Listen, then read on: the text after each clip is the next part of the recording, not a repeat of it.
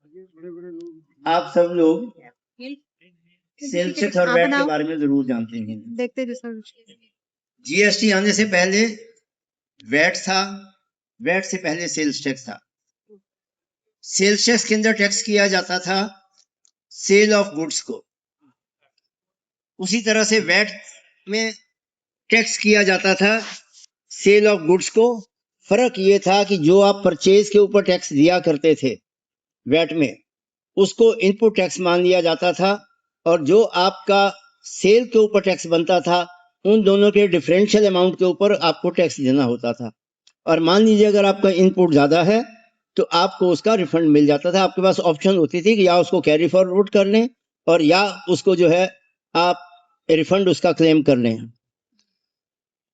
VAT को भी indirect taxes के अंदर इंडिया का बहुत अच्छा रिफॉर्म माना गया, पर उसके बावजूद एक प्रॉब्लम थी वैट के जमाने के अंदर कि आपको जितने भी इनपुट्स होते थे उसका क्रेडिट नहीं मिलता था। और डिफरेंट टैक्सेस थे, एक्साइज था, सर्विस टैक्स था, सेल्स टैक्स था, दूसरे एंटरटेनमेंट टैक्स और भी कई सारे इनडायरेक्ट टैक्सेस थे। जीएसटी आया तो उसको सबसे बड़ा इंडिया का सबसे बड़ा इनडायरेक्ट टैक्सेस में रिफॉर्म माना गया। एक फर्क आप लोग जानते भी होंगे और बता भी देता हूं कि दो तरह के टैक्सेस होते हैं, direct tax and indirect tax. Direct tax हमारी इनकम, आदमी को अपनी इनकम के ऊपर देना पड़ता है। ये टैक्स आपकी इनकम के ऊपर है, इसीलिए it is a direct tax. आप कहीं से रिकवर नहीं करते, आपको जो प्रॉफिट हुआ है, आपको जो इनकम हुई है, उसके ऊपर आप टैक्स जो देते हैं उसको डायरेक्ट टैक्स कहते हैं। और इनकम टैक्स, वेल्थ टैक्स इसी जमाने में था, वो खत्म हो गया। इनडायरेक्ट टैक्सेस के अंदर आप टैक्स अल्टीमेटली इनडायरेक्ट टैक्सेस में टैक्स का बर्डन कंज्यूमर के ऊपर पड़ता है। It is a consumption based tax. जब एक्साइज थी, एक्साइज भी आपके प्रोडक्शन की कॉस्ट में जुड़ जाती थी। इसी तरह से जब सेल्स टैक्स होता था या वैट होता था, आपने टैक्स दिया अपनी परचेज के ऊपर, सेल के ऊपर आपने जो वैल्यू एडिशन किया, नेट इफेक्ट ये होता था कि आपको बेनिफिट परचेज के ऊपर जो टैक्स दिया, इनपुट टैक्स, उसका क्रेडिट मिल जाता था अगेंस्ट आपके आउटपुट टैक्स लायबिलिटी। तो डिफरेंशियल अमाउंट जो है उसके ऊपर टैक्स। सर आप भी आ जाइए प्लीज प्लीज प्लीज। वर्मा जी आइए आइए आइए। हाँ, डॉक्टर नवीन, मैं रिक्वेस्ट कर रहा हूँ डॉक्टर नवीन और नीतिका खन्ना जी को, हमारे डीजीएसटी ग्रुप के मेंबर्स हैं ये लोग, तो ये भी यहाँ पर स्टेज के ऊपर आए। तो टैक्सेस का जीएसटी आने से पहले कास्केडिंग इफेक्ट कहा जाता है कि जब टैक्स जो है आपके प्रोडक्शन कॉस्ट के अंदर जुड़ता जाता है तो प्रोडक्शन की कॉस्ट, जो आइटम आप मैन्युफैक्चर कर रहे हैं उसकी कॉस्ट बढ़ती जाती है। अगर आपने रॉ मटेरियल के ऊपर टैक्स दिया, उसके बाद उस रॉ मटेरियल का आपको बाद में, हालांकि सेनवेट आ गया था उसमें भी, एक्साइज में भी, पर उसके वो आपकी कॉस्ट में जुड़ जाता था। आपने कोई सर्विसेज अवेल की, उन सर्विसेज की कॉस्ट आपके जुड़ जाती थी। इधर से सेल्स टैक्स होता था या वैट होता था, वो आपकी कॉस्ट के अंदर, हालांकि आप जैसे जैसे कॉस्ट जुड़ती जाती थी रिकवर कंज्यूमर को करते थे, बर्डन सारे टैक्स का कंज्यूमर के ऊपर पड़ता था। जीएसटी का सबसे बड़ा, इसको इंडिया का बिगेस्ट रिफॉर्म इसलिए कहा गया कि जितने भी ये इनडायरेक्ट टैक्सेस थे, all these indirect taxes were subsumed in GST. और इसीलिए जीएसटी का मतलब क्या है, गुड्स एंड सर्विसेज टैक्स, कि ये टैक्स गुड्स के ऊपर भी लगना है, सर्विसेज के ऊपर भी लगना है। मान लीजिए आप कोई सप्लाई आप इस तरह की करने हैं जिसके अंदर गुड्स भी हैं और सर्विसेज भी हैं, उन दोनों के ऊपर जीएसटी जो है लगा करता है। पर जीएसटी में भी यही सिस्टम है कि आपने सप्लाई रिसीव की, यहाँ वर्ड हम सेल नहीं कहते, सेल जो है गुड्स की होती है, सर्विसेज जो है उनकी सेल नहीं करते, उनको हम सप्लाई करते हैं, सर्विसेज रेंडर करते हैं। इसीलिए कहा गया गुड्स एंड सर्विसेज टैक्स। तो जो सप्लाई की जाती है, whether that supply is of goods और ऑफ सर्विसेज और बोथ, उसके ऊपर आप टैक्स देते हैं। सिमिलरली जब आप जो आपने रिसीव किया है when you further supply those items, those goods और सर्विसेज, उसके ऊपर जो आपकी आउटपुट लायबिलिटी है, उसको आपने जितना इनपुट आपको मिला था सप्लाई रिसीव करते हुए, उसको आप उसमें से कम कर देते हैं और डिफरेंशियल अमाउंट को आप पे कर देते हैं।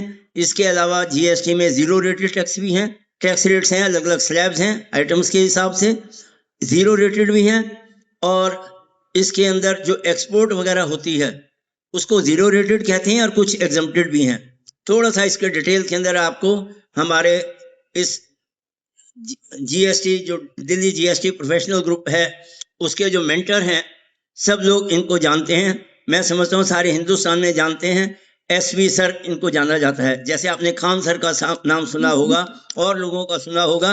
ये एसवी सर हमारे सबसे बड़े जीएसटी के जानने वाले। मैं ये मानता हूँ कि जितना और इन्होंने जितना इस प्रोफेशन के लिए किया है, जो लोग इस प्रोफेशन में हैं, ये अपने आप में एक एग्जाम्पल है सारे इंडिया के अंदर। तो मैं रिक्वेस्ट करूंगा अब सुशील वर्मा जी से कि प्लीज कम एंड एक्सप्लेन। आप हैरान होंगे, सारे ये मेरे टीचर थे, मैंने लॉ इनसे पढ़ा है, इसलिए तारीफ करते हैं अपने चेलों की। Good afternoon to you all. आज हम एक एलिमेंट्री जीएसटी की क्लास लेंगे जहां बड़े बड़े कानून आपको नहीं सिखाएंगे हम लोग। जीएसटी का नाम आपने सबने सुना है। कोई गब्बर सिंह टैक्स बोलता है, कोई गुड एंड सिंपल टैक्स बोलता है, कोई गुड्स एंड सर्विस टैक्स बोलता है। सो सब अपने अपने जो पॉलिटिशियंस हैं वो अपने अपने इसको नाम देते हैं, बट हमें लॉयर्स के लिए इसे simple law goods and service tax. 2017 में लगा था ये। 2017 के जो पहले के केस हैं वो उन कानून के हिसाब से चलेंगे, 2017 के बाद जो केस हुए वो जीएसटी में चलेंगे। जो भी आपका बिजनेस छोटा या मीडियम या बड़ा बिजनेस है, सबसे पहले आपको देखना है जब बिजनेस शुरू करते हैं क्या उस पर टैक्स लगता है। को बहुत सारी चीजें एग्जम्प्ट है जिनमें कोई टैक्स नहीं लगता, हंड्रेड्स ऑफ आइटम्स। दूसरा आपको देखना है उस पर कितना टैक्स है। 3% हो सकता है, 1% हो सकता है, 5%, 12%, 18%। 18% तक हम उसको बोलते हैं जो हमारे डे टू डे की यूज की गुड्स हैं। उसके बाद हम बोलते हैं सिन गुड्स, पापी सामान, तंबाकू, कारें, ये बड़ी बड़ी चीजें, इनमें टैक्स 28%। सो जब आपने काम शुरू करना है तो सबसे पहले आपको देखना उस पर टैक्स रेट कितना है। उसको बनाने के लिए अगर आप मैन्युफैक्चरर हैं तो उसके जो इनपुट हो सकते हैं, जो आपका रॉ मटेरियल लगता है, वो आउटपुट से ज्यादा भी हो सकता है। अगर आपका आउटपुट 5% है, इनपुट 12 भी हो सकता है, 18 भी हो सकता है। तो वो भी आपको ध्यान रखना है कि अगर आपने एक टेक्सटाइल बैग बनाना है, लेट अस से आपने एक टेक्सटाइल का लग्जरी बैग बनाना है, उसको बनाने के लिए 2-3 इनपुट ऐसे हैं जिसपे 18% टैक्स है। तो जो भी वहां आपके सीए हैं, और यहां हमारे नंबर आपके पास है, अगर आप कैट से रिलेटेड हैं तो हम लोग कोई चार्ज नहीं करते। आप हिंदुस्तान में कहीं भी हो, ऑनलाइन क्वेरी भेजें, आपको उसका जवाब मिलेगा।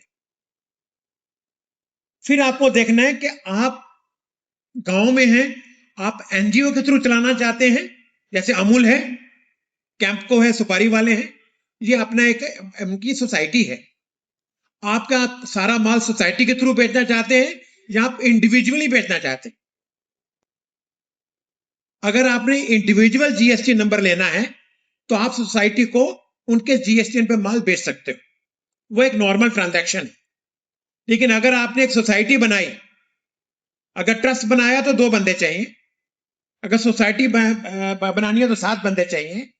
एक सेक्शन 8 कंपनीज एक्ट की कंपनी होती है जो आजकल गांव में बड़ी बन रही है, no profit no loss companies, लेकिन वो उसमें थोड़ी कॉम्प्लिकेशन होती है, उसके लिए कम से कम आपको 8 आदमी चाहिए। तो अगर आपने एक गांव में आप 20 आदमी सामान बनाते, आप अपना एनजीओ बनाइए, एक ही जीएसटी नंबर पे काम कीजिए, वो सारे मेंबर्स का आउटपुट एनजीओ को जाएगा, उसमें कोई सेल नहीं होगी, एनजीओ आपका माल बेचेगा सारा आके, और जो भी आपका हिसाब किताब है वो अपने आप एनजीओ में लिख सकते हैं। तो टैक्स रेट और किस फॉर्म में आपने बिजनेस करना है। आप पार्टनरशिप हो सकते हैं, आप इंडिविजुअल ओनर हो सकते हैं, मालिक हो सकते हैं, एलएलपी हो सकते हैं, कंपनी बन सकते हैं, ट्रस्ट बन सकते हैं, एचयूएफ बन सकते हैं। ये सबके लिए जीएसटी लॉ सेम है, जीएसटी लॉ में कोई फर्क नहीं है। फिर आपको देखना है कि आपको माल कहां बेचना है। अगर तो आपको अपने स्टेट में ही बेचने हैं तो उसको हम बोलते हैं लोकल सेल्स, इंग्लिश में इंट्रा स्टेट। उसमें दो तरह के टैक्स लगते हैं, एक सेंट्रल टैक्स और एक स्टेट टैक्स।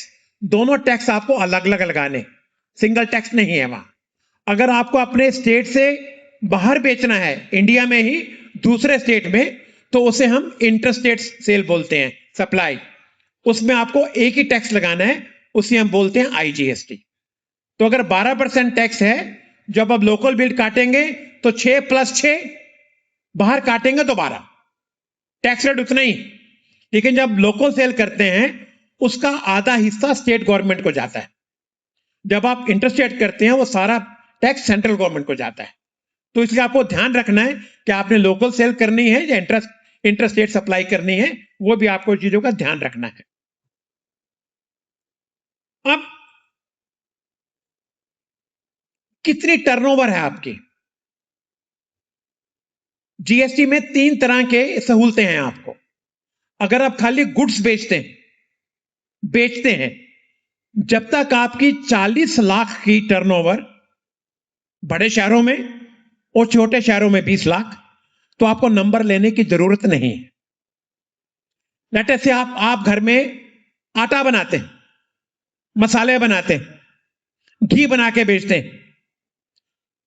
जहां अगर आपको बाहर से कोई चीज ज्यादा नहीं खरीदनी है, ठीक है, तो आपको 20 लाख या 40 लाख तक की नंबर लेने की जरूरत नहीं है।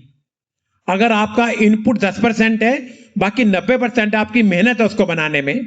फॉर एग्जाम्पल आपने घी बनाना है, 1 किलो में से 150 ग्राम निकलता है कम से कम, तो आपको देखना है कि आपने घी 900 रुपए किलो बेच रहे हैं, दूध कितने का था, दूध पे टैक्स नहीं है, राइट। तो आप उसको 20 लाख तक रखें, एग्जाम्प्ट रहेंगे। आपके घर के 3 एडल्ट हैं, आप 3 फर्में बना सकते हैं, कोई नुकसान नहीं। तो आप 60 लाख का धंधा 3 फर्मों से टैक्स फ्री कर सकते हैं, जहां आपको टैक्स नहीं देना। अगर बड़े शहरों में है तो 40 लाख रुपए है।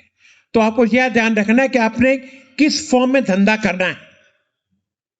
अगर आपका इनपुट बहुत ज्यादा है और आपकी वैल्यू एडिशन बहुत कम है, दैट इज 80% आपके रॉ मटेरियल की कॉस्ट है और 20% आपकी मेहनत है, तो आपको नंबर लेना चाहिए, क्योंकि 80% जब माल खरीदेंगे उस पर टैक्स लगेगा, राइट। तो अगर उस टैक्स का आपको इनपुट नहीं, जैसे भाटी साहब ने बोला कि जो टैक्स आपने परचेज पे दिया किसी भी सेलर को, वो टैक्स का जनरली क्रेडिट आपको मिलता है, हर चीज में नहीं लेकिन जनरली मिलता है। दैट इज, अगर आपने 80 रुपए का माल खरीदा और 8 रुपए टैक्स दिया आपने, और 100 रुपए पे 10 रुपए टैक्स लगा, तो आपको सिर्फ 2 रुपया टैक्स देना, 8 रुपए का बेनिफिट आपको मिलता है।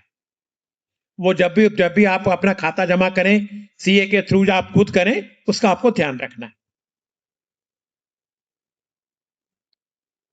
ये मैंने आपके लिए कुछ नोट्स बनाए थे। जितने आपने मशीनरी खरीदते हैं, मशीनरी खरीदने का भी आपको सारा टैक्स का बेनिफिट मिलता है। अगर आपने कोई धंधा शुरू किया, 10 लाख की मशीनरी खरीदी, आपने अपने स्टेट के बाहर से खरीदी, बाहर से इंपोर्ट की इंडिया के बाहर से, और जब लोकल खरीदी, जो भी उस पे टैक्स लगेगा जीएसटी में, उसका बेनिफिट आपको मिलेगा। इंस्टॉलमेंट में पूरा जो भी वह कानून निटी-ग्रिटीज आप देख सकते हैं, उसका भी बेनिफिट मिलता है। तो अगर आपने जीएसटी नंबर नहीं लिया तो वो बेनिफिट आपको नहीं मिलेगा। तो ये भी आपको शुरू में ध्यान रखना है जब आप बिजनेस शुरू करें। एक इसमें स्कीम होती है कंपोजिशन स्कीम, जहां आपका इनपुट टैक्स, इनपुट मटेरियल बहुत कम है, दैट इज 100 रुपए का माल बेचते हैं और आपका 20 रुपए का रॉ मटेरियल है, 80 रुपए आपकी मेहनत है या सर्विसेज है, तो आप कंपोजिशन में रहें। उसमें सिर्फ आपको 1% टैक्स देना है, 1%। लेकिन जनरली आप सेल लोकली कर पाएंगे, उसकी बाहर स्टेट के बाहर सप्लाई नहीं कर पाएंगे। अगर आप ये कंपोजिशन नहीं लेते हैं तो 100 रुपए भी हो सकता है आपका टैक्स 5% हो, 12% हो, 18% हो, लेकिन इनपुट मटेरियल आपका 20% ही रहा तो आपको बहुत नुकसान होगा। और 1.5 करोड़ रुपए तक आप 1% पे धंधा कर सकते हैं।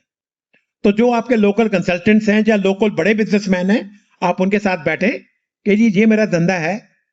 सपोजिंग आपके घर में आपकी भैंसें अपनी हैं, गायें अपनी हैं, आपने घी बना के पैक करके बेचना है या पनीर बेचना है, अगर वो टैक्सेबल है तो सारा मटेरियल तो अपने घर का है आपका, तो आपको वहां कंपोजिशन में जाना चाहिए, जिसके लिए आपको नंबर लेना पड़ेगा और सिर्फ 1% टैक्स देना है। कोई इतनी लंबी चौड़ी किताबें उसमें नहीं बनानी है आपको। दैट इज आपने घर के दूध से 10 लाख का महीने का माल बनाया, साल का कितना हुआ 1 करोड़ 20 लाख, तो सिर्फ 1% टैक्स देना है आपको। अगर ये नहीं करते तो जो रेट है 5, 12 जो भी, उस पर आपको पूरा टैक्स देना है। तो ये भी आपको जब आप धंधा शुरू करें कि आपको ध्यान रखना है कि आपको कंपोजिशन में जाना है या आपको टैक्स रेगुलरली देना है। और रेगुलर में भी कई चीजें ऐसी हैं, जैसे आप कोई रेस्टोरेंट चलाते हैं, खाने का ढाबा चलाते हैं, 5% टैक्स देना, उसमें इनपुट नहीं मिलता, तो आप देखें क्या कोई रेस्टोरेंट पे कोई कंपोजिशन स्कीम है? नहीं है फिलहाल तो, लेकिन जो ढाबा टाइप है कुछ स्टेट्स में वो स्कीम्स हैं। जो आप अपने गांव में हैंडीक्राफ्ट्स बनाते हैं, religious pictures, statues, Tanjore paintings, carry bags, jute bags, table cover, sofa covers, seat cover, जो गांव में बहुत बड़ा काम होता है, उन पे जनरली रेट 5%। 100 में से 90 आइटम वो 5% पे टैक्सेबल है। वहां भी आपको देखना है कि कितने का माल आपने खरीदा और कितने का बेचना है। अब उसमें एक लंबी प्लानिंग हो सकती है। सपोजिंग आप घर में 2 भाई हैं, आपको गाड़ियों का सीट कवर बनाने, सीट कवर की जो रॉ मटेरियल कॉस्ट है वो मैक्सिमम 30% है। सिर्फ रैक्सीन खरीदना आपको, बाकी सब आपकी टेलरिंग और लेबर है, वो सब कुछ है। तो अपने एक भाई को जॉब वर्क पे बनाए, आप उसको बेचिए कंपोजिशन करके, कोई प्रॉब्लम नहीं है। जॉब वर्क अगर वो शहरों में 20 लाख तक करता है, कोई टैक्स नहीं लगता। छोटे शहरों में 10 लाख करता है, कोई टैक्स नहीं लगता। तो ये शुरू में आपको ध्यान रखना, जब आप कोई भी अपना बिजनेस या धंधा शुरू करते हैं, तो इसमें बहुत तरह की प्लानिंग है, जहां आप सिर्फ 1% टैक्स देने से सब काम खत्म हो सकता है। सिर्फ 1% टैक्स देना पड़ेगा आपको। जितनी आपकी जो गांव में आप बनाते हैं, इंक्लूडिंग आर्टिफिशियल ज्वेलरी, इनमें टैक्स 3 और 5% है। तो अगर कहीं आपके सीए आपको 12% बोलते हैं, आप 12% टैक्स कलेक्ट नहीं कर सकते। अगर 5 है तो 5 ही करना है आपको। यह नहीं होगा 12 करके आपने 12 जमा कर दिया, वो भी गलत है। टैक्स वही चार्ज कर सकते हैं जो कानून में लिखा है। तो कहीं आपको कंफ्यूजन हो, विपिन जी बैठे हैं, आप कैट की मेल पे, जो भी आपके वहां कैट की एसोसिएशन है, आप उनको लिखें, वो मेल हमारे को आती है, हम उसका जवाब देंगे आपको। विद इन ए वीक हम उसका जवाब देंगे।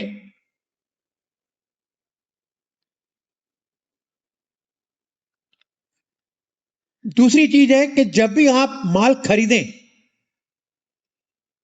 आपको उसका टैक्स इनवॉइस लेना है। जो आदमी 1% पे माल बेचते हैं, जैसे आप भी बेचें, जहां आप किसी 1% तक खरीदें, वो टैक्स इनवॉइस इशू नहीं कर सकते। जो टैक्स इनवॉइस आपके पास होगा वही बंदा इश्यू करेगा जो कंपोजिशन में नहीं है, जो 1% टैक्स देकर धंधा नहीं कर रहा, अपना रेगुलर टैक्स दे रहा है। तो उस पर टैक्स, जितना टैक्स उस इनवॉइस पे लिखा होगा उसका आपको फायदा मिलेगा। अगर आप कंपोजिशन डीलर नहीं है, अगर कंपोजिशन डीलर है तो आपको उसका इनपुट टैक्स क्रेडिट नहीं मिलता। राइट? जैसे आप कंपोजिशन है, अगर आप किसी को माल बेचेंगे तो वो उसको भी आप टैक्स इनवॉइस इशू नहीं कर सकते। एग्जम्पशंस का आपको बहुत ध्यान रखना है कि जीएसटी काउंसिल, हर काउंसिल में कोई ना कोई चीज एग्जम्प्ट की जाती है। तो आपको देखना है कि वो चीज आपकी तो नहीं है जो आप बेच रहे हैं, या उस पर टैक्स रेट बढ़ा तो नहीं, कम तो नहीं हुआ। तो अगर साल के इन बिटवीन जो टैक्स बढ़ते घटते हैं, उसका कानून है, तो जब भी ऐसा कुछ टैक्स रेट में फर्क हो, इमीडिएटली अपने सीए या वकील से पूछें, सर ये टैक्स बढ़ गया या कम हो गया, जो हमारे पास स्टॉक पड़ा है इसका कैसे करना है। तो उसकी एक अकाउंटिंग एक लीगल प्रक्रिया है जहां आपको ध्यान रखना है कि आपको टैक्स देना है, वापस लेना है, क्या करना है, वो आपके सीए बताएंगे आपको, और उसका आपको बहुत ज्यादा ध्यान रखना है।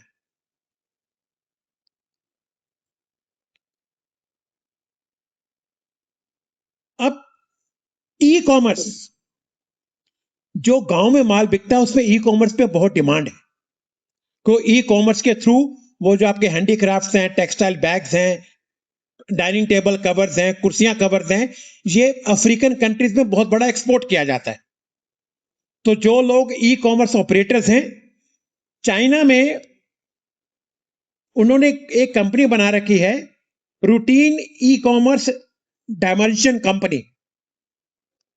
वो $3 ट्रिलियन का धंधा करते हैं रूरल प्रोडक्ट्स पर। हमारे यहां भी ऐसे कुछ बोर्ड बने हुए हैं, हर स्टेट के अपने बोर्ड हैं, आप उनसे बात करें। तो आपके जो स्टेट में एक छोटी सी आपकी यूनियन जरूर होनी चाहिए जो गवर्नमेंट से बात कर सके। जैसे कैट, आप कैट में एफिलिएशन लीजिए। कैट वाले शायद इस लेवल पे इतना काम नहीं कर पाएंगे जो आप लोकल कर पाएंगे, कि जो लोकल एक्सपोर्ट प्रमोशन बोर्ड्स हैं, स्टेट गवर्नमेंट्स हैं, इंडस्ट्रियल डेवलपमेंट कॉर्पोरेशंस हैं, आप उनसे बात करें कि जी हमारे 20 मेंबर हैं, हम ये टेक्सटाइल बैग बनाते हैं, हमें एक्सपोर्ट करना है। वो आपको गाइड करेंगे कैसे करना है।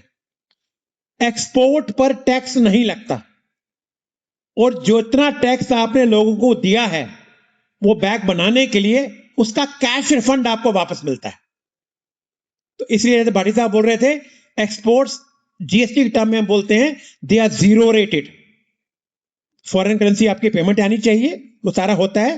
लेकिन अगर आपकी छोटी सी एसोसिएशन बनाए, उसका एक पढ़ा लिखा बंदा उसका हेड करे, जो गांव के सबसे ज्यादा पढ़े लिखे लोग हैं, वो गवर्नमेंट से बात करें। तो ऐसे जैसे अमूल है, अमूल की कम से कम 15,000 डेयरी सिर्फ आनंद में हैं जो उनको दूध देते हैं, वो सारे उनके मेंबर्स हैं। तो बेचता कौन है? अमूल। अमूल किसके पैकेट में किसका दूध है हमें क्या पता, लेकिन दूध वो पैस्चराइज सारे अपने आनंद, मदर डेयरी भी ऐसे करती है, अमूल भी ऐसे करता है। तो उन्होंने अपना एक कोऑपरेटिव सोसाइटी बनाई। अब वो कहां से कहां निकल गए। इसलिए जिस गांव में आप रहते हैं, जिस शहर से आप आते हैं, अगर कोई ऐसी चीज आप बनाते हैं जिसकी इंटरनेशनल मार्केट है, तो एक छोटी सी सोसाइटी बना के उनके थ्रू आप अपना उसको एक्सपोर्ट करें। ई कॉमर्स बहुत ही जरूरी है। और बात, जीएसटी और इनकम टैक्स का कोई लेना देना नहीं। इनकम टैक्स एक अलग टैक्स है, जीएसटी अलग टैक्स है। अगर आप कंपोजिशन डीलर में 1% वाली कैटेगरी में हैं, तो आप क्वार्टरली, ये नहीं रिटर्न है क्वार्टरली, आपको 3 महीने में एक बार रिटर्न भरनी है। क्या लिखना है कि 3 महीने में आपने कितना माल खरीदा और कितना बेचा। जितना बेचा उस पर आपको 1% टैक्स देना है, उस पर कोई डिडक्शन आपको नहीं मिलती है। और साल में एक बार आपको एनुअल रिटर्न भी भरनी होती है उसकी। तो उसमें कोई वकीलों का, सीए का कोई खास खर्चा नहीं।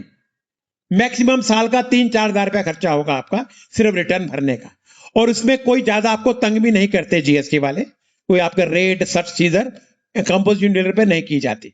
सिर्फ आपको अपना दुकान पे लिखना है, और जो इनवॉइस इश्यू करें उसमें आपको लिखना पड़ेगा कि आई एम कंपोजिशन डीलर, ताकि आपका इनवॉइस का कोई मिसयूज ना कर सके।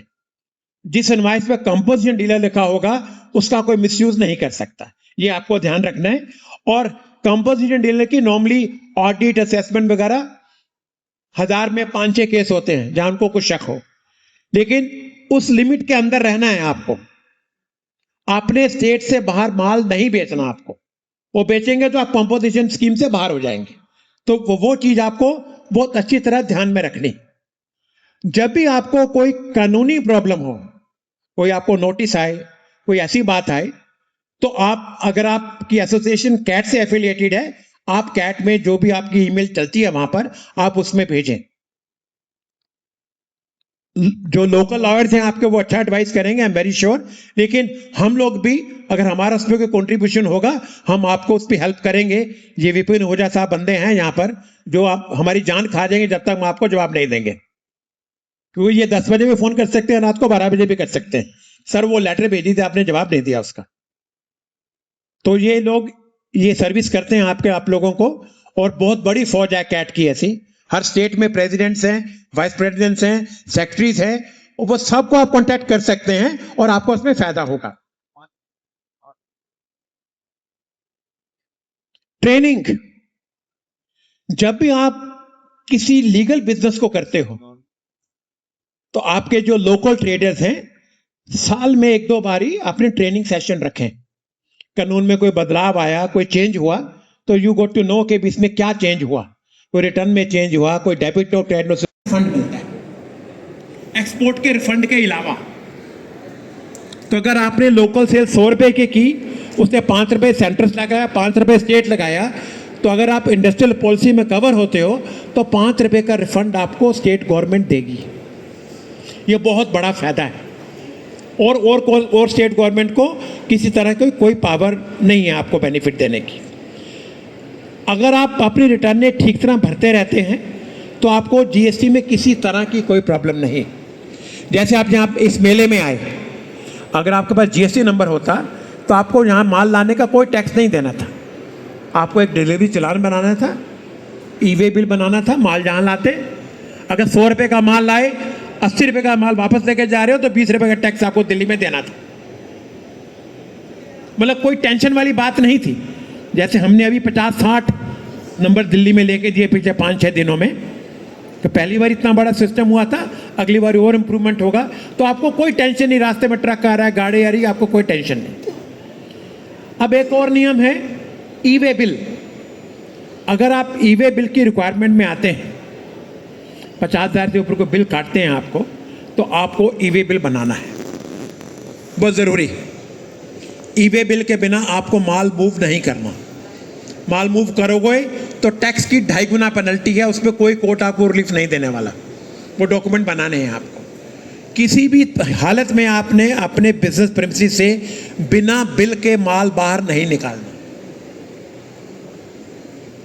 बिल आप 100 रुपये की जगह 50 रुपये का बनाओ, वो तुम्हारी हेडेक है, लेकिन बिना बिल के माल नहीं बेचना। अगर आप जो बिल पे वैल्यू लगाते हो तो नॉर्मली उस वैल्यू को क्वेश्चन नहीं किया जाता नॉर्मली, लेकिन 100 रुपये की चीज़ आप 10 रुपये में बेची जा रहे हो तो क्वेश्चन होगा। आपने बिल काटा है, कोई आपका रास्ते में गाड़ी नहीं रोकेगा। बिल पे क्या लिखना है, आपका तो जीएसटी नंबर उसमें होगा, आपका एड्रेस भी होगा, जिसको माल बेच रहे हो उसका भी पूरा नाम, जीएसटी नंबर और एड्रेस। और ई-वे बिल में भी वही चीज़ें आपको डालनी है जो आपने बिल पर डाली। अगर आप किसी ट्रांसपोर्ट के थ्रू माल भेज रहे हो तो आपको उसको एलआर की कॉपी रखनी। तो अगर आपको कोई बड़ी कंपनी अप्रोच करती है कि आप हमारा जॉब वर्क कर दीजिए, लेट अस से कि रिलायंस रिटेल आपको अप्रोच करती है कि हमारे जूट के 10 लाख बैग बना दीजिए, जूट हम आपको देंगे। वो चाइना से जूट इंपोर्ट करते हैं कलकत्ता में और आपको भेज देते हैं, इसके 10 लाख बैग बना दीजिए। जो कैरी बैग यहाँ देख रहे हैं ना आप, ये सब किसी ने बनाए हैं, किसी ने बेचे नहीं है, ये किसी ब्रांड ने किसी लोगों से बनाए हैं। तो ये भी एक बहुत बड़ा धंधा है। जब आप किसी बड़ी कंपनी के साथ अटैच होते हो तो लगातार आपको काम मिलता है, इसे हम जॉब वर्क बोलते हैं। जनरली जो ऐसी चीज़ें कवर होती हैं वो जनरली जॉब वर्क में कवर होती हैं। तो जॉब वर्क में आपको सिर्फ जॉब वर्क के चार्जेस मिलते हैं। अगर वो चार्जेस साल में 20 लाख से नीचे हैं तो आपको नंबर नहीं लेना। छोटे शहरों में अगर 10 लाख से नीचे हैं तो आपको नंबर नहीं लेना, इससे ऊपर है तो आपको नंबर लेना है। और जितने जॉब वर्क चार्जेस आपने लिए हैं उस पर जीएसटी लगाना है, जो भी रेट है 5 या 12 जो भी रेट फिक्स होता है। अब वो टैक्स आपको पल्ले से नहीं देना। जब आप बिना जीएसटी के बिल काट रहे थे, 100 रुपये का बिल काट रहे थे, तो आपको रिलायंस 100 रुपये दे रहा था। अब जीएसटी लगेगा तो 105 रुपये, रिलायंस आपको 105 रुपये देगा। वो 5 रुपये आपको जमा करना है गवर्नमेंट के पास। उस पर अगर कोई इनपुट आपका बनता है वो आपको मिलेगा। तो जब आप टैक्स चार्ज करते हो आप पल्ले से कुछ नहीं देते। जब भी आप किसी टेंडर भरें या गवर्नमेंट जैम में जाएं या कहीं और से कॉन्ट्रैक्ट करें तो आपको लिखना है कि these rates are exclusive of tax. जो टेंडर आप भरें या कोई कोटेशन कोट करें उस पर ज़रूर लिखें कि इसमें टैक्स इंक्लूडेड नहीं है। अगर उनकी उनकी रिक्वायरमेंट है कि इंक्लूसिव ऑफ टैक्स दें, तब आपको जो रेट कोट करना है 100 रुपये रेट है प्लस 5%, 105 रुपये लिखना है, उसके आगे लिखना है inclusive of taxes as of today.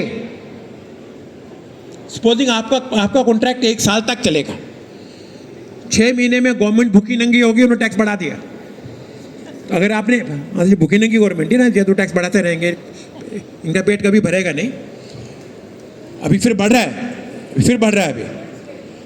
हाँ तो क्यों नहीं, बढ़ाने चाहिए ना, वकील कहाँ जाएंगे, हम भूखे तो ना मरेंगे, आपको टैक्स ज़्यादा लेंगे तो पैसे हमें मिलेंगे ना।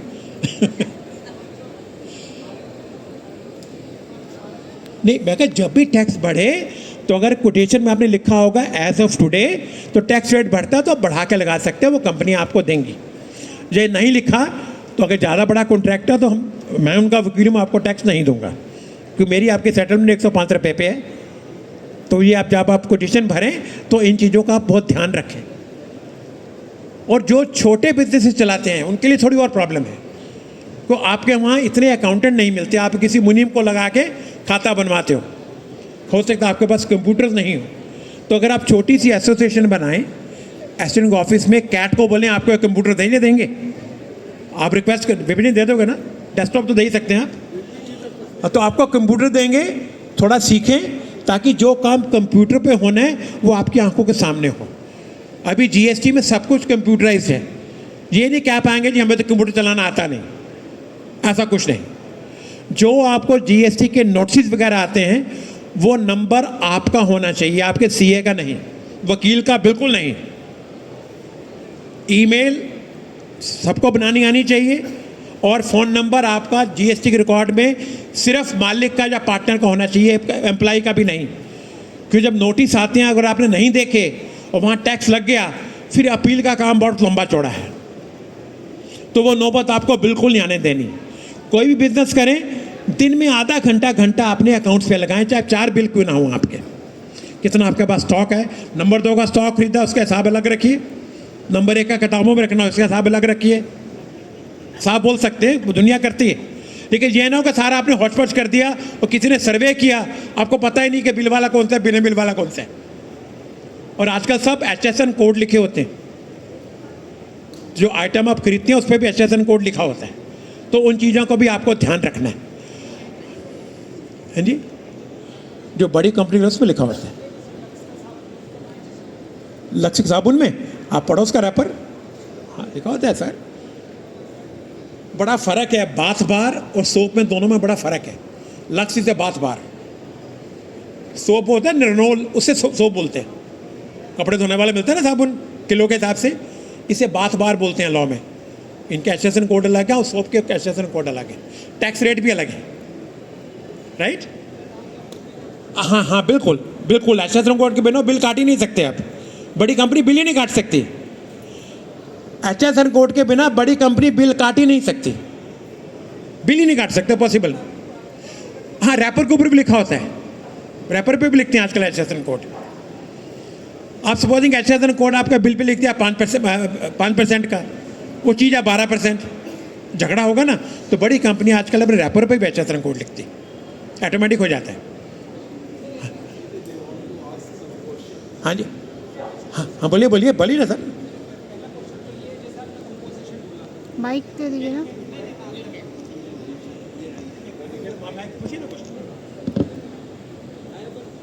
क्वेश्चन कि जैसे आप कंपोजिशन कह रहे हैं, जैसे कंपोजिशन आप कह रहे हैं, नॉन कंपोजिशन कह रहे हैं ना, तो ये मैं सिर्फ ये जानना चाह रहा हूँ कि उसमें परसेंटेज कितना प्रॉफिट फ़ायदा होता है।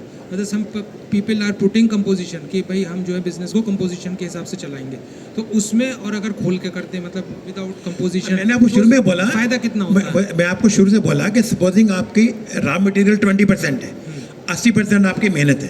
फॉर एग्जाम्पल आप जूते बनाते हैं, ठीक है, नहीं वो तो मैं समझ गया, आपने क्या कि अगर आपकी मेहनत ज़्यादा है तो यू विल पुट, उसमें आप कर सकते हैं, यू गो टू कंपोजिशन, ठीक है। हाँ। टैक्स रेट का फर्क 11% भी हो सकता है, तो आपको तो 1% देना है, टैक्स रेट कितना भी हो। अच्छा, तो मतलब बहुत बड़ा फायदा है वो, अच्छा, अगर आप उसको ठीक से मैनेज करें। आप मैथमेटिकल कोई दिखाते, कोई एग्जांपल दिखा के, कोई एग्जांपल लेटेस्ट मैं बताता हूँ एग्जांपल आपको। के साथ बताइए। आपने एक चीज 100 रुपए में बेची, उसका रॉ मटेरियल 25 रुपए का था, लेटेस्ट से उसमें 10% टैक्स था, तो आपको ₹2.5 का फ़ायदा मिलना था, अगर इनपुट लेते आपको फ़ायदा आपको नहीं मिला।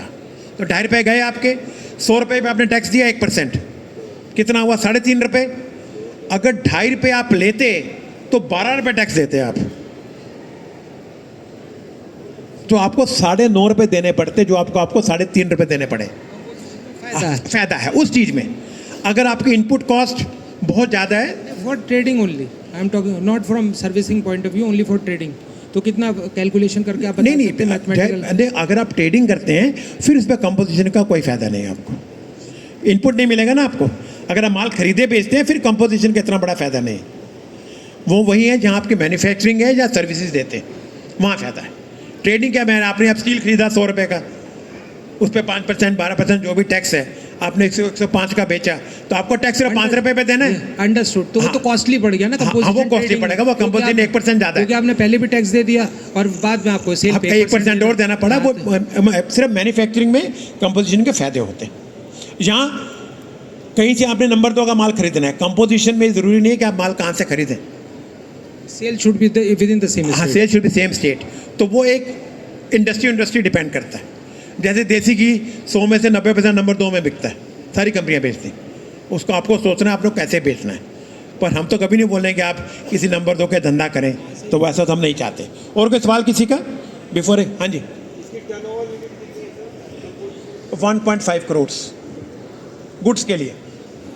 पहले साहब आपका सवाल आंसर नहीं होंगे। जो आपने बताया जीएसटी का मैम बहुत अच्छा लगा मेरे को हमेशा ना। हाँ जी, मुझे एक बार पूछना था, कोई भी हम प्रोडक्ट बनाते हैं, हाँ कोई भी हम प्रोडक्ट बनाते हैं तो उसमें एमआरपी लिखना कंपलसरी है क्या गवर्नमेंट के रूल में? नहीं, ऐसा कोई रूल तो नहीं है बना हुआ फिलहाल नहीं एमआरपी? नहीं, ऐसा कुछ नहीं। कुछ पीछे चला था, तो पीछे चालान हुए थे, हाँ कुछ हुआ था, लेकिन एमआरपी जरूरी नहीं है। ऐसा कोई रूल नहीं है अभी। अच्छा, एक क्वेश्चन और था मेरे को। नहीं, एमआरपी का मतलब है जीएसटी में कि जिस पे आपको टैक्स देना ही देना है। हाँ, यही तो अभी था ना सेक्शन इसमें। 15(5) में एक ऐसा प्रोसीजर है हमारे पास, लेकिन मेरे हिसाब से ऐसा कोई नोटिफिकेशन नहीं है नहीं अभी। है। अच्छा, एक चीज़ पूछना चाहता था, मेरी परचेजेज सपोज के 18% पे है, सेल मेरी 12% पे मेरा जीएसटी में इनपुट मिलता है मेरे को, 6% का मेरा जो इनपुट का गवर्नमेंट में हो रहा है, कैश रिफंड मिलता है आपको? वो ऑनलाइन मिल जाता है क्या? वो क्या तरीका उसका मिलने नहीं, वो नहीं, आपको रिफंड एप्लीकेशन ऑनलाइन ही डाल दें। नहीं, वो नहीं मिलता ना, वो तरीका क्या है उसका? नहीं, कैसे क्यों नहीं मिलता? वो एक्चुअली गवर्नमेंट का प्रोसेस क्या, वकील के थ्रू जाओ? नहीं, ऐसा कुछ नहीं है सर, ऐसा कुछ नहीं है ऑनलाइन रिफंड मिल जाएगा। दिल्ली में हज़ारों करोड़ रुपए मिलता है लोगों को। आप दिल्ली में और यूपी में बहुत फर्क है, देखिए। नहीं, यूपी में मिलता है सर, ऑनलाइन रिफंड मिल जाएगा।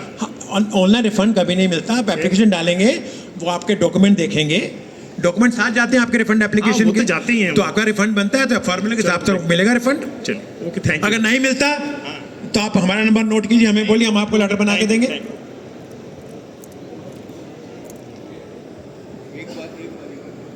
सर ये ऑटो बस एक just like we are having in GST auto population of the data, हाँ जी, auto population of the data, auto population means कि जैसे कि I get your point. B2B में हमने जिनसे परचेज किया उन्होंने सारा कंपनीज ने B2B पोर्टल पे चढ़ा दिया, वो ऑटो पॉपुलेशन हमारे सॉफ्टवेयर में मतलब जनरलाइज सॉफ्टवेयर में आ गया, और फिर ऑटोमेटिकली जब हम सेल काटेंगे वो difference of the tax we have to pay. Auto population of the data is valid in GST as well as in income tax.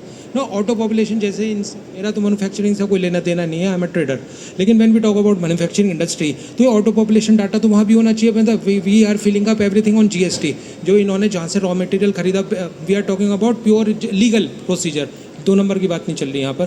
तो जो उन्होंने बिल, इनके पार्टी ने, जो मैन्युफैक्चरिंग वालों ने रॉ मटेरियल जो भी चढ़ाया पोर्टल पे, तो जब पता चल गया कि गवर्नमेंट को पोर्टल पे आ गया कि ये ऑटो पॉपुलेशन है, तो ऑटोमेटिकली इनको रिफंड आना चाहिए महीने 2 महीने में, इन्हें अप्लाई भी नहीं करना चाहिए। Why the manufacturer auto refund दुनिया में कहीं भी नहीं मिलता। नहीं, मेरी सुन तो लीजिए, वो बात सही है, वो उसमें फिर आप क्या करेंगे मैं समझ गया, वो उसमें है थोड़ा लूपहोल, लेकिन मेरा कहने का सिंपल वर्ड्स है, it should be auto population. भाई पता सिस्टम है, इन्होंने जो परचेज हुई वो दिख गई, इन्होंने सेल भी कर दी, ऑटो पॉपुलेशन हो, ऑटोमेटिकली इनके पास रिफंड है। ऑटो पॉपुलेशन नहीं हो सकता। हाँ, और वेरिफिकेशन ऑफ द डाटा, बस एक minute, when we are talking about verification of the data, कि वहाँ से नोटिस है please come with the documents, तो ये बंदा खुद यही मांगते हैं और तो कुछ नहीं मांगते, वेरिफिकेशन नहीं करते। मेरा कहने का मतलब है कि इन्हें अप्लाई ना करना पड़े, ऑटोमेटिक इनके पास मैसेज है कि you are called for submission of the data. ऐसा पॉसिबल नहीं है, ऐसा कभी होगा भी नहीं।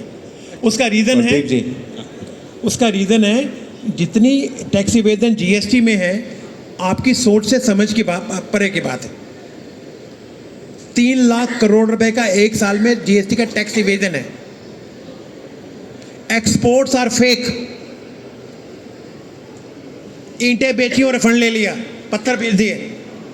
पार्लियामेंट में मैडम सीतारमन की स्टेटमेंट है। जो आप बोल रहे हैं वो किसी देश में पॉसिबल नहीं, कहीं नहीं मिलता। एप्लीकेशन अपलोड करो।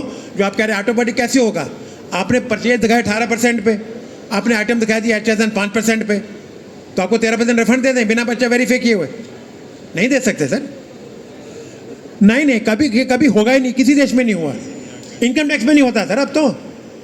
वो भी आपका रिटर्न वेरीफाई करके तब आपको इनकम टैक्स देते हैं। हाँ जी सर, मेरा एक क्वेश्चन है कि जैसे हमने किसी से माल लिया, उसको हमने पैसा भी दे दिया और जीएसटी भी दे दिया, और वो भाग गया कहीं बिना जीएसटी जमा कराए, तो क्या प्रोटेक्शन? ये एक इशू है, इस पे 2 मिनट लगाएंगे। ये हिंदुस्तान में सबसे बड़ा लिटिगेशन, अगर 100 अपीलें पेंडिंग है तो 45 अपीलें इस इशू पे हैं। और कम से कम 3.5-4 लाख करोड़ का लिटिगेशन है पिछले 4 सालों का इसी इशू के ऊपर। जिससे आप माल खरीदते हो वो तुम्हारे जिम्मेदारी हो, बंदा चोर नहीं हो। अगर आप किसी चोर से डील कर रहे हो, आपको इनपुट टैक्स क्रेडिट नहीं मिलेगा। और ये प्रूव आपको करना है किसी आपने चोर से आपने डीलिंग नहीं की थी, ये प्रूव आपको करना है। आम लोग क्या कहते हैं, हमने टैक्स अलमाइस लिया, हमने उसको पेमेंट कर दी बाय बैंक, हमने टैक्स की पेमेंट भी की। तो जितने चोर मुसेरे भाई होते हैं उनकी सब डॉक्यूमेंट ठीक होते हैं, स्टॉक लेदर भी ठीक होगा, ई-वे बिल भी ठीक होगा, लेकिन आपको प्रूव करना है कि आपने वो माल खरीदा था। खरीदने का मतलब है कि वो माल आपके पास आया फिजिकली, आपने उसको यूज़ किया या ट्रेडिंग की। आपके स्टॉक लेजर ये बिल वगैरह इसकी कोई बुक्कत नहीं। अभी सुप्रीम कोर्ट में एक मामला गया था, क्या ऐसी कंडीशन लगाई जा सकती हैं? एक अभी जजमेंट आई थी, आपको नाम बता देता हूँ, भंडारी स्क्रैप ट्रेडर्स। उन्होंने बोला कि ये कंडीशन गवर्नमेंट लगा सकती, कॉन्स्टिट्यूशनली वैलिड है, कि अगर सप्लायर ने वो बोलते हैं टैक्स नहीं दिया तो आपको क्रेडिट नहीं मिलेगा। अब आप क्या बोलोगे, हमारे पास टैक्स एनवाइस है, पेमेंट है, वो केस टू केस आप लड़िए, वकीलों के पास धक्के खाइए। तो उससे अच्छा यही है कि जब भी आप किसी नए सप्लायर से डील करें, उनको बोले टैक्स की पेमेंट तब देंगे जब आप रिटर्न भर दोगे, तब तक हम आपको टैक्स की पेमेंट नहीं करेंगे, आप वरना माल हमें नहीं बेचो आप।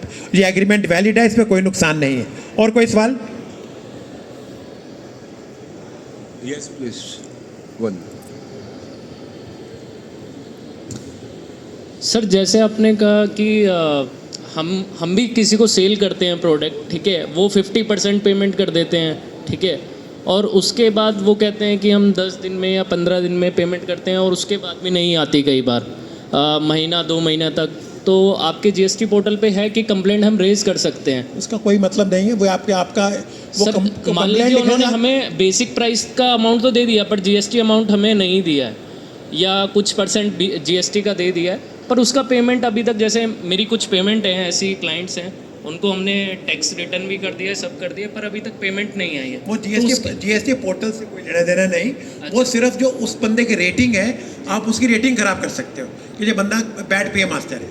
उसमें ये है कि अगर आपकी 180 दिन में उसने पेमेंट नहीं की, जी सर, तो जितना उसने इनपुट टैक्स लिया उसको रिवर्स करना है। आप उसको नोटिस भेजिए, 180 दिन हो गए, आपने पेमेंट नहीं की, वो चिट्ठी आप पोर्टल में डालिए। सर, पोर्टल तो आधे से ज़्यादा काम ही नहीं करता है। मैंने चलो उसका तो हम कुछ नहीं कर सकते सर, नहीं करता तो पोर्टल हम नहीं बनाते। ये कानूनी प्रक्रिया ये है। जी। आप उसको अपनी लेटर लिखिए, वकील के पास जाने की जरूरत नहीं है। जी। कि आपका ये बिल 1 को था, आपने हमारी 10 साल तक पेमेंट नहीं की, और उसकी कापी आप जीएसटी कमिश्नर को दें, आपकी पेमेंट आएगी। अगर एमएसएमई एक्ट में आप हैं तब तो पेमेंट आपको 45 दिन में मिलनी है, वो हक आपका है। आप कैसे फाइट करते हो बात अलग है। और कुछ आपका है, this is the last question. Sir, जैसे मैं जयपुर बेस्ड ट्रेडर हूँ, अब पानीपत से मैंने कुछ ख़रीदा मटेरियल, और लेट से गुजरात में मैंने कहीं से जगह पे भेजना है, तो वो मटेरियल जयपुर आना ज़रूरी है, या फिर मैं ये मेरा इनवॉइस पानीपत भेज के वहीं से डायरेक्टली जा सकता है? इस ट्रांजैक्शन को हम बोलते हैं bill to ship to transaction. अगर ये जयपुर में, क्या नाम है आपका? वीरेंद्र अग्रवाल। ये जयपुर में बैठे हैं वीरेंद्र अग्रवाल जी, आहूजा साहब दिल्ली में हैं, मैं पंजाब में हूँ। ये आहूजा साहब को बोलते हैं, डायरेक्शन देते हैं कि मेरे यहाँ पे ये 100 लैपटॉप मिस्टर वर्मा को पंजाब में दे दीजिए। 3 पार्टियां हो गई, सप्लायर, ट्रेडर, इसने माल खरीदा, यस। ठीक है, तो इसे बिल टू शिफ्ट बोलते हैं। ये पॉसिबल है। ये पहले आपको बिल करेगा, आप मुझे बिल करेगी, इनकी भी IGST बिलिंग होगी, आपकी भी, और ई-वे बिल एक ही बनाएंगे, आप बनाएं या ये बनाएं, दोनों ये पॉसिबल है। और आपको इनपुट टेस्ट करना और आपको प्रूफ नहीं करना है कि आपको माल पहुंचा या नहीं।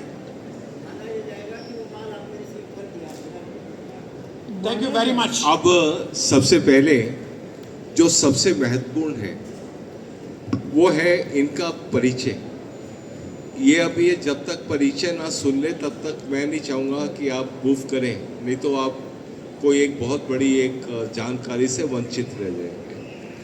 मैं सबसे पहले आदरणीय श्री सुशील वर्मा जी से सबसे पहले अनुरोध करूँगा कि वो पहले सभी का एक इंट्रोडक्शन दे, फिर मैं इंट्रोडक्शन और इनका आगे किस तरीके से है वो मैं आपको बताता हूँ। हम लोगों का, मेरी कैट से, खंडेलवाल जी से 35 साल पुरानी दोस्ती है। तो कैट वाले ऐसे भूखे नंगे हैं, कभी पैसे पूछते भी नहीं, जो मर्जी बोलो पैसे नहीं देते।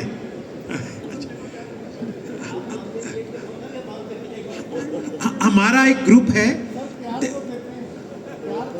अरे प्यार से तो मैं भगवान की से ज्यादा थोड़ी ना प्यारी चाहिए खाली। अच्छा, हमारा एक ग्रुप है Delhi GST professionals group. It is a type of NGO जहां हम कैट के जितने भी 6-7 करोड़ ट्रेडर्स मेंबर्स हैं, जो एसोसिएशन हैं, अगर उनकी क्वेरी आती है तो ये लोग लेफ्टिनेंट्स हैं जो हमारे पीछे लग जाते हैं, इनका जवाब दीजिए। मेरा नाम सुशील वर्मा है और इस ग्रुप का मैं भी मेंबर हूँ। मिस्टर ऐसी भाटिया हैं, आइए जी। जैसी भाटिया जी हैं, हिंदुस्तान के टॉप 10-15 लॉयर्स में से हैं, इस लाइन के हैं, 40-45 साल का एक्सपीरियंस है और दिल्ली गवर्नमेंट के बड़े साल जो स्टैंडिंग काउंसिल रहे सुप्रीम कोर्ट तक। तो ये भी हमारे ग्रुप के मेंटोर हैं। मिस्टर नरेंद्र आहूजा हैं, ये हमारे कन्वीनर हैं और and a very dashing lawyer. एक हमारी ग्रुप की नेता हैं मैडम नीतिका खन्ना, ये भी एडवोकेट हैं। CA रेणु शर्मा जो वीडियो बना रही हैं, उनको ऊपर नहीं ला सके, तो ये CA हैं। और हम एंड डॉक्टर नवीन, ये असम से आते हैं हमारे ग्रुप में, तो असम के लोग इनको भी डायरेक्ट कांटेक्ट कर सकते हैं। और हमारे सारे नंबर विपिन जी के पास हैं, ये आपको सर्कुलेट कर सकते हैं। और जब भी आपको ज़रूरत हो, कैट के थ्रू, डायरेक्ट नहीं। अब इनका परिचय मैं देता हूँ। इनका आकर्षण आप देखिए कि आसाम से स्पेशली जब भी हमारे दिल्ली GST ग्रुप की मीटिंग होती है, आसाम से स्पेशली इस मीटिंग को अटेंड करने के लिए आते हैं, सुनने के लिए आते हैं। ये यहाँ पे ये जो दिख रही है ना टीम, अब मैं आपको क्या बोलूँ, ये तो हमारे आदरणीय सांसद एवं हमारे कैट के राष्ट्रीय महामंत्री परवीन खंडेलवाल जी के इनके संपर्क हैं, जो इतनी सेवा हम लोग इनसे ले रहे हैं। अगर आप कोई भी अगर फ़ोन करें या कोई उससे हट के जाए तो शायद वो इनसे संपर्क भी ना कर सके। ये सबकी कोई इतनी, क्योंकि मैं इस व्यक्तित्व को जानता हूँ। जब हमारी इनकी कॉन्फ्रेंसेस होती हैं हर महीने, आप बिलीव नहीं करेंगे, उसके अंदर पूरी कोर्ट लगती है। कोर्ट के अंदर ये अपने ही जो पैनल के जो जजेस हैं, जो पूरी जानकारी रखते हैं, वो जजेस बनते हैं और फिर अलग अलग एजेंडा के अनुरूप कि कौन से क्वेश्चन की कहाँ पर किसकी क्वेरी है, उस तरीके से वकील खड़े होते हैं और फिर सामने वाले वकील खड़े होते हैं, उनकी आपस में बहस होती। ऐसा लगता है कि ऐसा कभी हमने आज तक देखा नहीं, हम तो सुप्रीम कोर्ट का शायद कोई हम कक्ष देख रहे हैं।